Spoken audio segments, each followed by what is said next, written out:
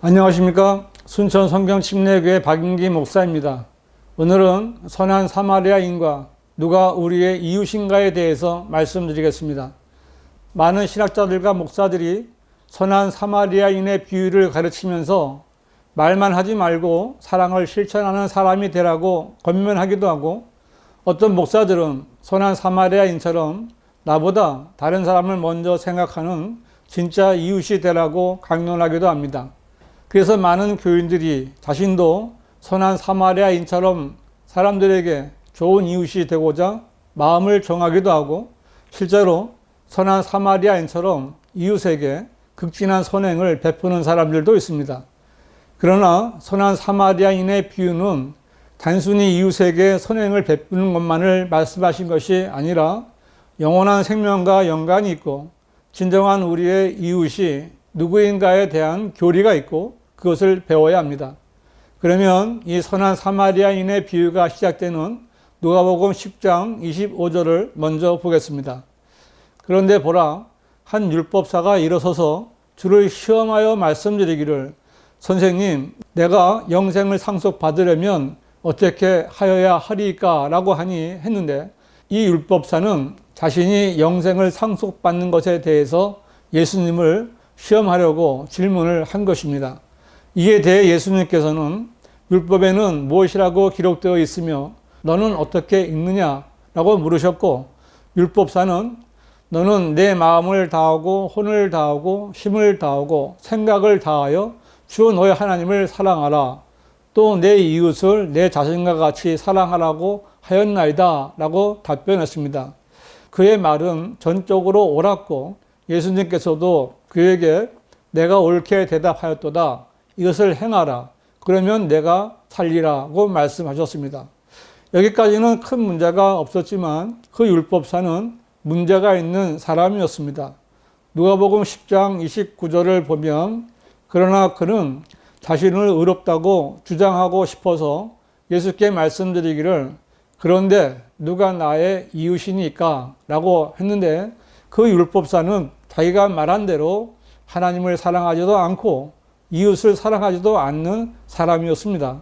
그 율법사는 예수님께서 이것을 행하라, 그러면 내가 살리라고 말씀하신 것을 지키지 않는 위선자인 자신을 감추고 오히려 자신을 의롭다고 주장하고 싶어서 예수님께 그런데 누가 나의 이웃이니까? 라고 반문한 것입니다. 이에 대해 예수님께서는 선한 사마리아인의 비유를 말씀하신 것입니다. 그 내용을 보시겠습니다. 예수께서 대답하여 말씀하시기를, 어떤 사람이 예루살렘에서 여리고로 내려가다가 강도들을 만났는데 그들이 그의 옷을 벗기고 상처를 입히고 반쯤 죽은 채로 버려두고 갔느니라고 했는데, 여기서 어떤 사람은 유대인이며 강도들을 만나 누군가의 도움이 필요한 사람입니다. 그때 어떤 제사장이 우연히 그 길을 가다가 그를 보았으나 다른 편으로 지나갔으며, 또 마찬가지로 한 레위인이 그곳에 있다가 다가서서 그를 보고 다른 편으로 지나갔느니라. 이 구절들의 제사장이나 레위인도 유대인들이며 종교 지도자들입니다. 하지만 그들은 같은 종족인 강도 만난 유대인을 돌봐주지 않고 다른 길로 피해 지나갔습니다. 그러나 여행하던 어떤 사마리아인이 그에게 와서 그를 보고 가엾게 여겨 그가 그 사람에게 가서 기름과 포도주를 부어 상처를 싸매주고 자기 짐승에 태워 여관으로 데려가서 그를 돌보아 주었느니라. 이 말씀에 나오는 사마리아인은 유대인들로부터 더러운 피가 섞였다고 멸시를 받는 혼혈 족속이었습니다. 그러나 이 사마리아인은 강도를 만나 죽어가던 유대인을 가엾게 여겨 돌봐주었습니다. 뿐만 아니라 그 다음날 그가 떠나면서 2데나리온을 꺼내어 여관 주인에게 주면서 말하기를, 이 사람을 돌봐주라, 비용이 얼마가 더 든다 해도 내가 돌아오는 길에 갚으리라고 하였느니라. 이 사마리아인은 선한 사람으로서 부족함이 없음을 보여주었습니다. 예수님께서 이 비유를 말씀하신 후에 그 율법사에게 너는 이 세 사람 중에서 누가 강도들을 만난 사람의 이웃이었다고 생각하느냐고 물으셨습니다. 율법사는 그에게 자비를 베푼 사람이니이다 라고 답변했고, 그러자 예수님께서도 가서 너도 그와 같이 하라고 말씀하셨는데, 이 비유는 율법사의 위선을 꾸짖는 것입니다. 그것으로 이 비유는 끝납니다. 그런데 이 선한 사마리아인의 비유는 그 내용이 단순하고 어렵지 않지만 교리적인 진리를 바르게 알지 못하면 큰 오류를 범하게 되고 많은 사람들을 지옥에 보내는 말씀이 되기 때문에 반드시 성경대로 바르게 해석해서 올바르게 적용해야 합니다. 왜냐하면 이 선한 사마리아인의 비유는 한 율법사가 예수님께 선생님, 내가 영생을 상속받으려면 어떻게 하여야 하리까? 라고 질문한 것과 그런데 누가 나의 이웃이니까? 라고 물은 것에 대한 예수님의 답변이기 때문입니다.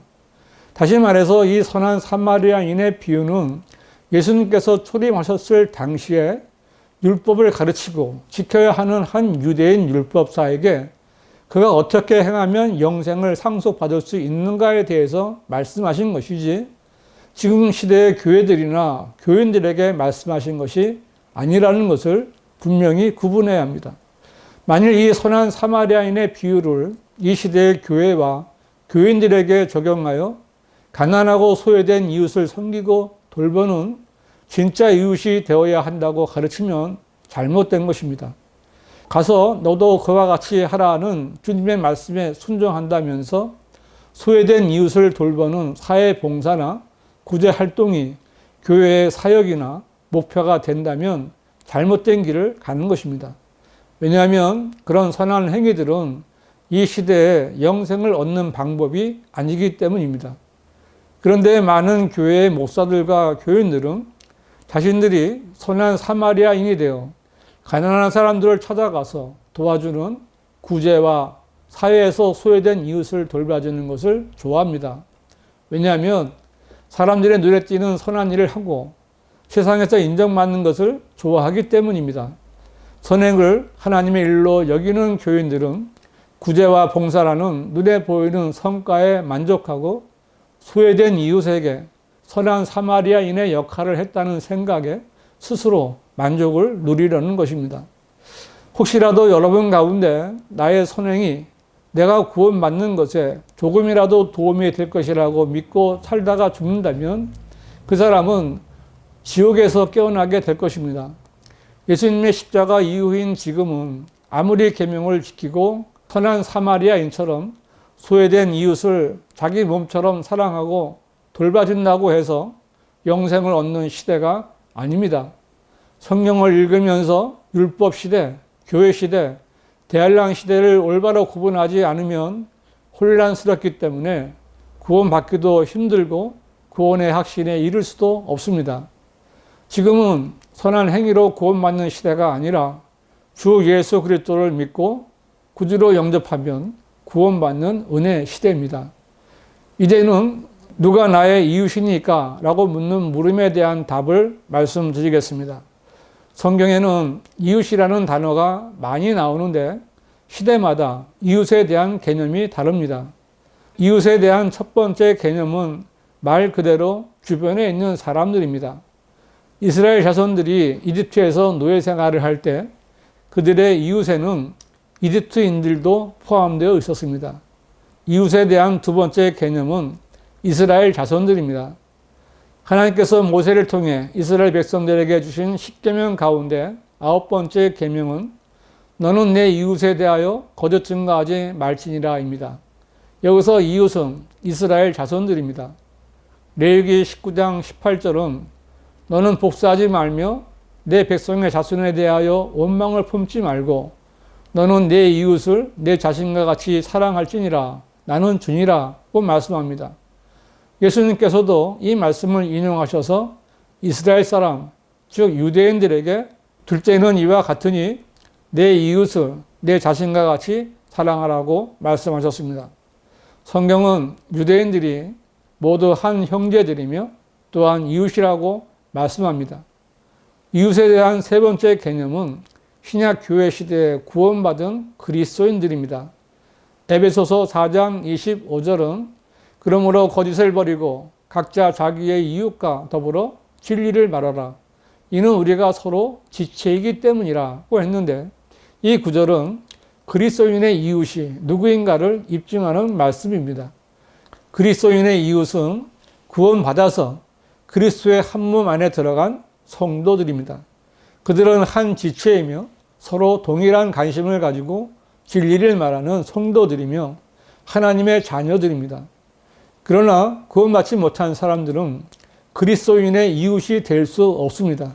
왜냐하면 그리스도의 복음을 거절하는 사람들은 여전히 허물과 죄들 가운데 영이 죽어있는 사람들이고 진노의 자녀들이며 지옥을 향해 가고 있는 죄인들이기 때문입니다. 그리스도인과 구원받지 않은 사람들은 이웃과 같은 교제와 대화의 대상이 아니라 그리스도의 복음을 전파함으로써 그리스도께로 이겨와야 할 대상들이 될 뿐입니다. 그들이 복음을 통해 구원받게 되면 그때서야 서로 지체가 되고 이웃이 될 수 있습니다. 그리스도인은 동일한 믿음을 가진 자기 이웃을 기쁘게 하고 세워줄 필요가 있으며 특히 믿음의 가족들에게 선을 행하라는 권면의 말씀이 있습니다. 그리스도인의 이웃은 교인이 아니라 구원받은 그리스도인입니다. 그리스도인은 자신의 이웃이 누구인지 잘 알아야 합니다. 결론적으로 선한 사마리아인의 비유에서 선한 사마리아인은 죄인들을 구원하여 하나님의 나라로 인도하는 예수 그리스도이십니다. 예수님께서는 죄인들을 구원해 주시고 그들의 진정한 이웃이 되어 주셨습니다. 이제 그 임무는 그리스도인들에게 넘겨졌습니다. 여러분이 구원받은 그리스도인이라면 구원받지 않은 사람들에게 그리스도의 복음을 전하여 구원받게 함으로써 그들의 진정한 이웃이 되어야 합니다.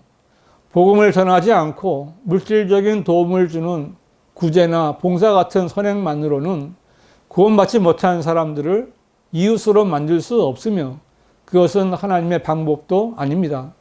스스로 선한 사마리아인이 되려고 헛된 노력을 하지 말고 선한 사마리아인이신 예수님께서 완성하신 그리스도의 복음을 전하는 성도들이 되시기 바랍니다. 그 누구든지 그리스도인이라면 바른 성경을 찾아야 합니다. 개혁 성경이나 개혁 개정판은 변개된 성서이며 흠정력은 유사품이니 주의하셔야 합니다. 한글로 된 변개되지 않은 성경은 한글 킹 제임스 성경뿐입니다. 바른 성경이나 선한 사마리아인의 비유에 관해 더 분명히 알고 싶으신 분은 문자나 전화를 주시기 바랍니다.